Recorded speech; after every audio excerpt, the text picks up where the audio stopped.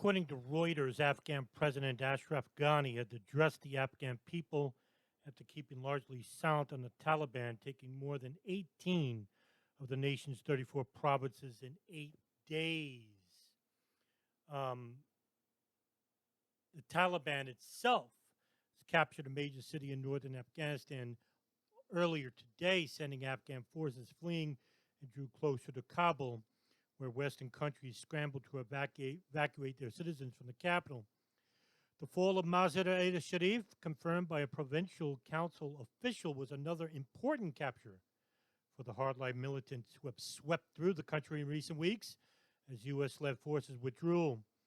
Kabul and Jalalabad in eastern Afghanistan are now the only big cities not in the Taliban's hands. The United States and Britain are now rushing several thousand troops back into the country to evacuate citizens amid concern Kabul could be overrun within the next 48 hours. Security forces from Mazar-e-Sharif were escaping toward the border.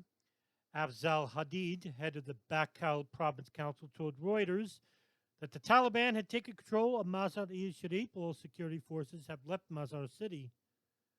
The city appeared to have fallen largely without a fight, although sporadic clashes were continuing nearby, he said. Earlier in the day, the rebels seized a town near Kabul that is one of the gateways to the capital.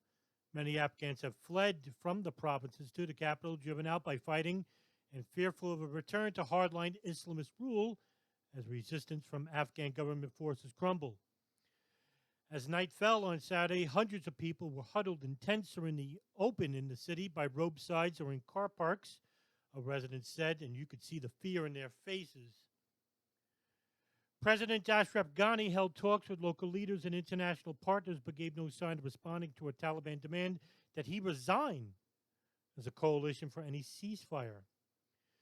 His focus was on preventing further instability, violence, and displacement of my people, he said in a brief televised address, adding that security and defense forces were being consolidated.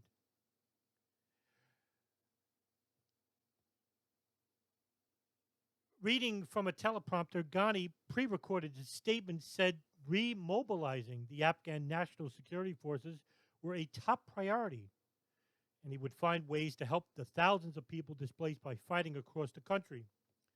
According to Ghani, we have held extensive consultations with everyone within the government and international partners. Consultations are ongoing, and the results will be shared soon, he said on Saturday. Until Saturday's short address, Ghani and the government have been largely silent as more and more of the nation's provinces, including Kandahar and Herat, the nation's second and third largest cities, respectively, fell to the Taliban. Over the last week, as the armed group stormed through the provinces in the south, north, and west of the country, the government, including Ghani, were largely silent, and yet the United States, led by Secretary of State Antony Blinken, committed to having more troops come in, but not to fight against the Taliban or repress their advances, but to help with people fleeing the city, according to Blinken on Twitter earlier today. Many people are blaming Pakistan for the Taliban's gains, according to Associated Press earlier today. The Taliban swiftly captured territory in Afghanistan, and many Afghans blame Pakistan for the insurgents' success, pointing to their use of Pakistani territory in multiple ways. Pressure is mounting on Islamabad, which initially brought the Taliban to the negotiating table to get them to stop the onslaught to go back to talks. While analysts say Pakistan's leverage is often overstated, it does permit the Taliban leadership on its territory and its wounded warriors receive treatment in Pakistani hospitals. Their children are in schools in Pakistan, and some among them own property. Some among Pakistan's politicians have rebranded the insurgents as the new civilized Taliban. Ismail Khan, a powerful U.S. allied warlord who is trying to defend his territory of Herat in western Afghanistan from a Taliban onslaught, told local media recently the war raging in his homeland was the fault of Pakistan. He went on to say, I can openly say to Afghans that this war, it isn't between Taliban and the Afghan government. It is Pakistan's war against the Afghan nation, he said. The Taliban are their resource and are working as a servant. Pakistan Prime Minister Imran Khan has told every public and private forum that Pakistan wants peace in Afghanistan and has no favorites in the battle and is deeply opposed to a military takeover by the Taliban. The Taliban have been quite an adversary and a useful entity in regards to Pakistan over the last 18 years. From 2010, a report by a leading British institution also claimed that Pakistan's intelligence services still today has a strong link with Taliban in Afghanistan. Published by the London School of Economics, the report said that Pakistan's Inter-Services Intelligence Agency, the ISI, has an official policy of support for the Taliban. It is said the ISI provides funding and training for the Taliban and that the agency has representatives on the so-called Quetta Shura, which are the leaders of the Afghan Taliban who are believed to be based since about 2001 within the city of Quetta in the Balochistan province of Pakistan. The Taliban's leadership council, the Quetta Shura. It is alleged that the Quetta Shura is exiled in Quetta, but the report, based on interviews with Taliban commanders in Afghanistan, that was written by Matt Weidman, a report at Harvard University, quote, Pakistan appears to be playing a double game of astonishing magnitudes, end quote. The report also linked high-level members of the Pakistan government with the Taliban. It is said Ashraf al-Zardari, the Pakistan president, met with senior Taliban prisoners in 2010 and promised to release them.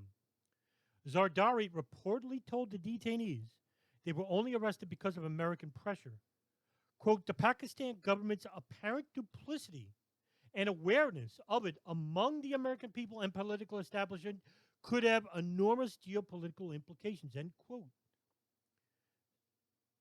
Waldman also reported that without a change in Pakistan behavior, it is difficult, if not impossible, for international forces and the Afghan government to make progress against the insurgency. Saudi Arabia has also been accused of supporting the Taliban. In a December 2009 diplomatic cable to U.S. State Department staff made public in a diplomatic cable leak the following year, U.S. Secretary of State Hillary Clinton urged U.S. diplomats to increase efforts to block money from Gulf Arab states from going to terrorists in Pakistan and Afghanistan, writing that donors in Saudi Arabia constitute the most significant source of funding to Sunni terrorist groups worldwide, and that more needs to be done since Saudi Arabia remains a critical financial support base for Al-Qaeda, the Taliban, and the Lashkar-e-Taiba, a terrorist Islamist group operating in Pakistan, and other terrorist groups, end quote. The United States CIA seems to be double-backed or